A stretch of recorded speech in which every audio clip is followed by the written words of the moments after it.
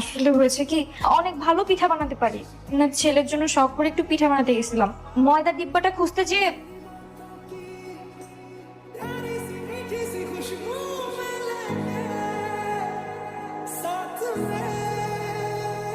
আমি কি করে জানবো ময়দার ডিব্বাটা খোলা, বলেন? আর মুখের মধ্যে এসে পড়ছে।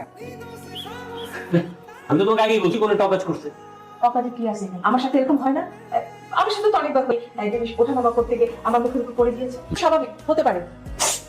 তোমাদের এখন সবকিছু স্বাভাবিকই মনে হবে, কিন্তু অলরেডি তোমাদেরকে ভূগোল বুঝাই দিচ্ছি। আমি এই বিয়ের সাথে মানি না, আর যত তাড়াতাড়ি পারো এই জায়গা থেকে কাটো। বলছে কেন? আমার অফিসের ব্যাগটা নিয়ে আয়। তুমি যাও তো মা, ফ্রেশ হয়ে নাও। হ্যাঁ, ঠিক আছে। লাঞ্চ করবো না, বাসায় গিয়ে কোনো সুখে শান্তি জানার কথা ভুলেই গেছি। বলেন ভাবি ঘরে আসতে না আসতে সব কিছু বলে রাখছেন, এটা অনেক সুন্দর তাই না? তাহলে কি দুটোই সব ভুলে যান? দেখি ইমেল এখন বলতে স্যার